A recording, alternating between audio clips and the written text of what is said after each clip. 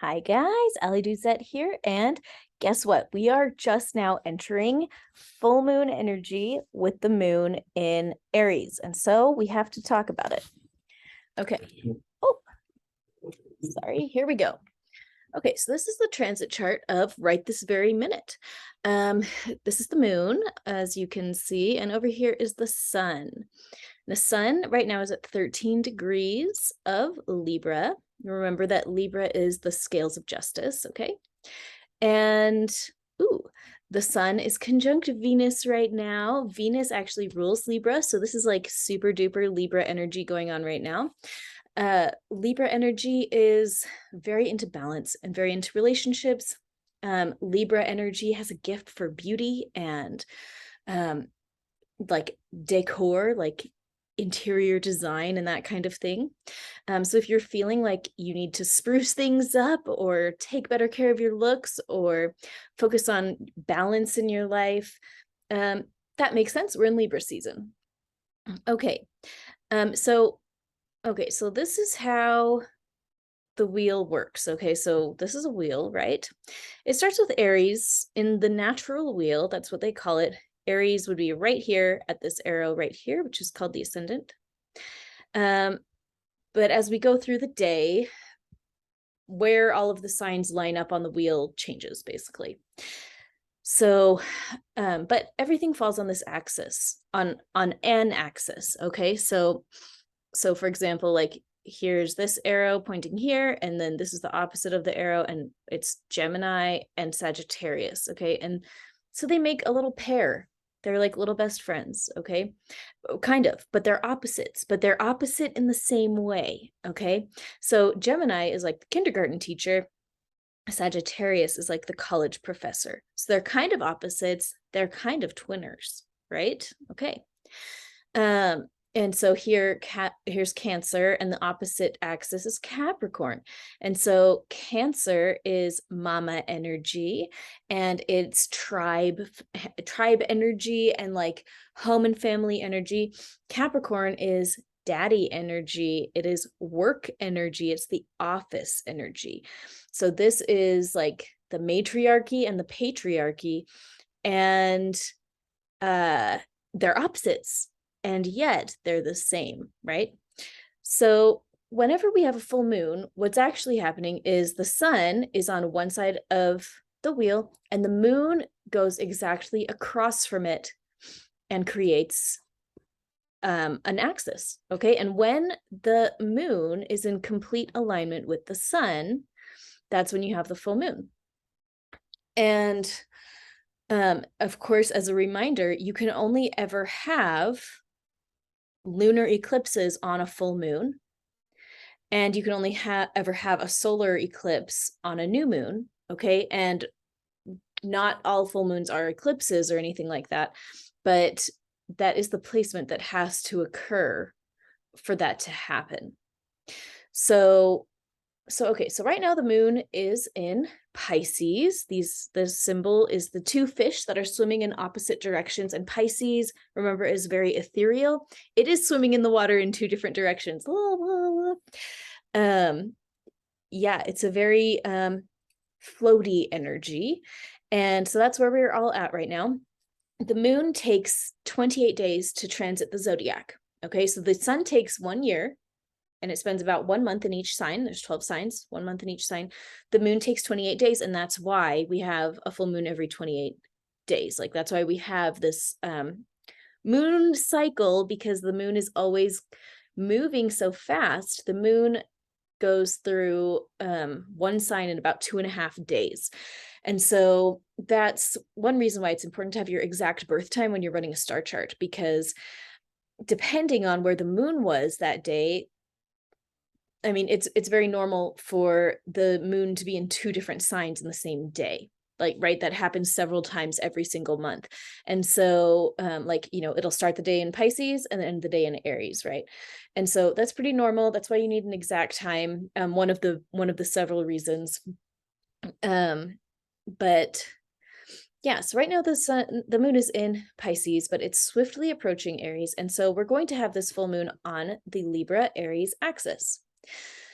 So let's talk about the Libra Aries axis. So Libra, I already did a video about Libra season, and I just talked to you about Libra. Libra is all about balance. It's the scales of justice. It really notices what's fair and what's not fair.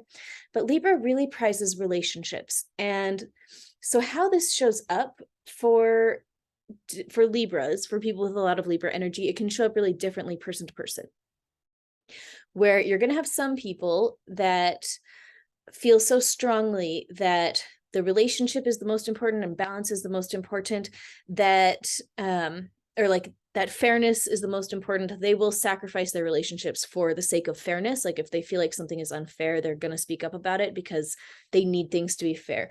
I'm pretty sure Putin is a Libra, and you can see how he really cares when things are not fair. The other flavor of Libra is to sweep things under the rug if they're ugly. You know, Libra loves things to be beautiful and orderly, and it's an air sign, which is mental. It wants things to make sense. It will tell itself stories about relationships, trying to make them make sense. It will justify things for other people. You know, Libras are famously indecisive about like where to eat for dinner and stuff like that. But it's because they see both sides of the equation so clearly and so easily. But this Libra energy can sweep things under the rug for the sake of protecting a relationship, when that is, you know, not always necessary or really like the best thing. So here we have balance, fairness, relationship focus. Okay.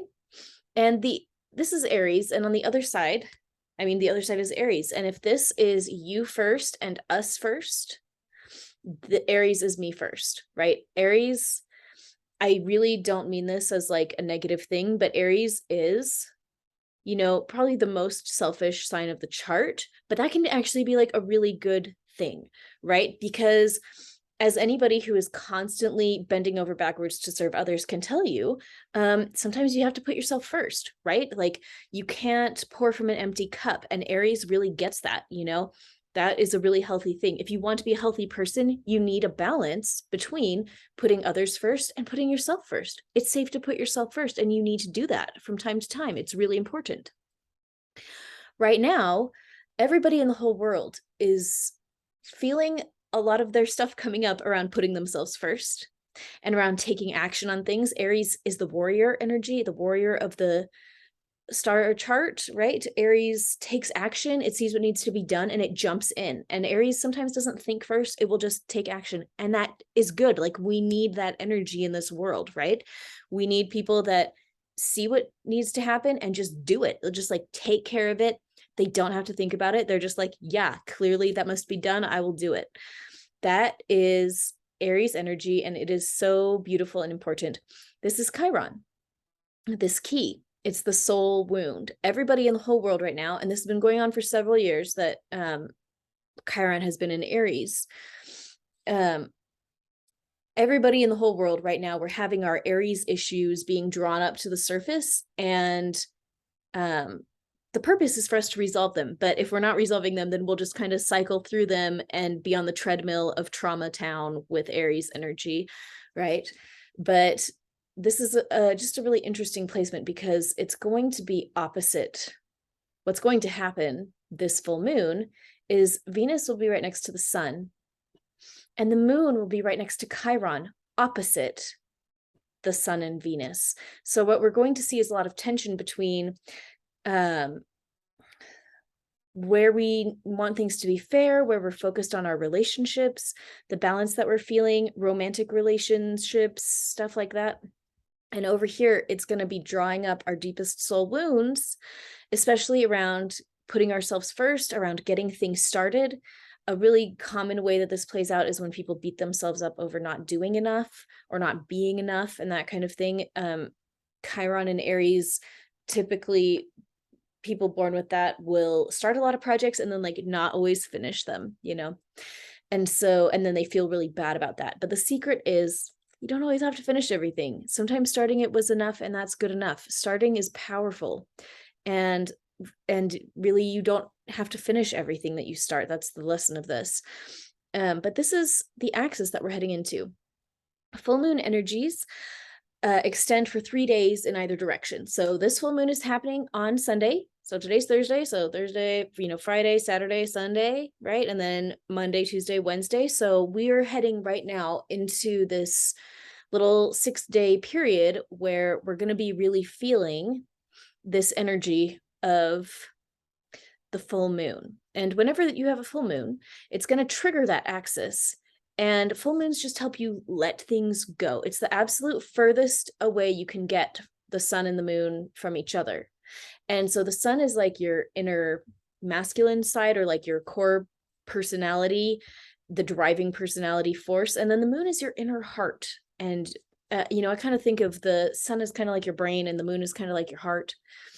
And they're as far apart as you can possibly get on the full moon. And so it kind of makes a little break, like not really, but it's like stretch it out as far as it can go. And now is the time to, like, I don't know, spray things off. Like if you imagine like spinning a thing, like a tennis ball on a string, it's like that kind of energy. Like it's as far apart as it can go. Like it's absolutely stretched. And now maybe stuff can like flick off of it and like fling off of it, So that's why it's such a great time to be setting intentions to let things go. So this particular full moon that's coming up and in the next 6 days, what you're going to want to focus on is issues of fairness, issues of balance. Where in your life are you stretched too thin? Where in your life are you serving others to the detriment of yourself? Where in your life are you putting yourself first to the point that it's hurting others? Where is that balance between self and the other? Where is that balance in our romantic relationships? Where is that balance in our personal health, right? Aries governs the physical body. And so how's your exercise routine? Like, how's your hygiene? How is taking care of yourself? And how has it been to try and take care of yourself in the context of the one-on-one relationships you have going on in your life, right? So like, I'm a mom, I have 5 kids. So each of those is a one-on-one relationship that falls under Libra. And I don't know, my one-on-one relationships as a mom, take a lot of time away from my time for self-care, right? Or maybe that's a bad way to put it, but it seems like the balance is like heavily skewed towards taking care of other people's bodies and not my own body, right? Like, I don't know if I don't know. I rarely exercise now because I feel like somebody always needs a diaper change or like whatever, there's just so much to do in parenting. It can be hard to find that time for yourself, but this is an axis that's going to just give us that little extra oomph to dig into that and really be thoughtful about, what could I do differently to support both myself and others? Like, how can I find the balance? That's what this whole axis is about. How are we going to find balance? So I wanted to bring that to your attention. We may be feeling really triggered in the next 6 days. So you're going to have to keep an eye on that. Are you feeling triggered? Are you feeling angry? Okay. Aries energy can be a little hot-headed, and so where are you feeling hot-headed? This is a time to just be really careful that you don't let any triggered anger bleed over into your relationships and do real damage there. It really can, and this is a time where everyone in the whole world, every time we have a moon cycle, everybody's body responds to that, right? The moon governs the tides and your body is 75% water. Like, yes, it's just amazing. I mean, it is established that parasites, like the little worms living in everybody and every animal's bodies, like their mating cycle corresponds to the moon. And so, of course, like it just like boggles my mind that people, like when people think that the moon has nothing to do with our own bodies and how they function, because like if the moon is affecting the water inside of the parasite inside of your gut, like of course the rest of your gut is being impacted by the moon. Like, of course our bodies are impacted by this. Of course, like it just makes so much sense to me. But anyway, everybody is going through this. The thing is, everybody's living through it, whether you know about this stuff or not. You did not have to watch this video to go through whatever it is your, karma to go through or whatever, like your life path. The consequences of the decisions you've already made in your life are still going to play out over the next 6 days, as they will for many days to come, and as they have in the past. And I love astrology because I don't know, because I just want everything in the world to make sense. And I feel like my life makes so much sense when I look at this chart. I'm like, duh, yes, everything makes sense. I love it. But you don't have to know anything about this in order to, I don't know, have a really great life and just like do your thing, you know? Everybody is doing their life and having exactly the right experience for them, whether or not they know anything about this stuff. Like, you don't have to understand this chart. You don't have to listen to this video to like have your best life and whatever. I think the really key thing that everybody needs to do is just be tuning in with the divine every day, you know, like tune in with God, your higher power, and make sure in every breath that you're doing the right thing every day, and you can't go wrong, right? There's no way that you're going to mess up if you're always tuning in with God every day with every decision. And as we do that, um I mean, it doesn't, I mean, the moon is doing whatever it's doing, but we're always going to be in perfect alignment with the astrological energies as we do that. Like, basically, if we just do our best to like be good people, heal our traumas, like do the right thing, we're going to be fine. So I also just wanted to mention, like, don't freak out about it. You know, I don't know. The stars are always up to something. And the most important thing is that you are up to something. And that something is being a good person, making sure that you're doing the right thing every day. And as long as you're doing that, everything is going to work out for your good. So you really have nothing to worry about. But as we come up to this full moon, this is a great time to be setting intentions. And what I love to do for the full moon is just write down some stuff you're ready to let go of, and just write it down. Be like, I'm ready to let go of the imbalances in my family life. I'm ready to let go of, um, putting others ahead of me to the point where I'm getting depleted. Like, I'm ready to let go of, um, I don't know, watching shows instead of taking care of my kids, or like whatever, like whatever thing is showing up for you on this axis that you're ready to let go of. Even if you're not totally ready, you can write down, I'm getting ready to let go of this, or like you could say, I'm ready to let go of this, or I'm letting go of this.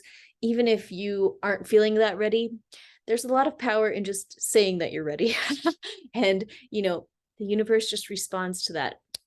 So that is the axis to be keeping your eye on for the next 6 days. And I hope that it goes really well for you and for me. I hope that we all just have a great time through it. Um, Full moons are just a great time for healing, because healing is about letting things go. So what can you let go of in the next couple days? I don't know. I guess we'll all just find out. But thank you guys for watching. And geez, I just think you're so good. I hope that you have the best day. Bye, guys.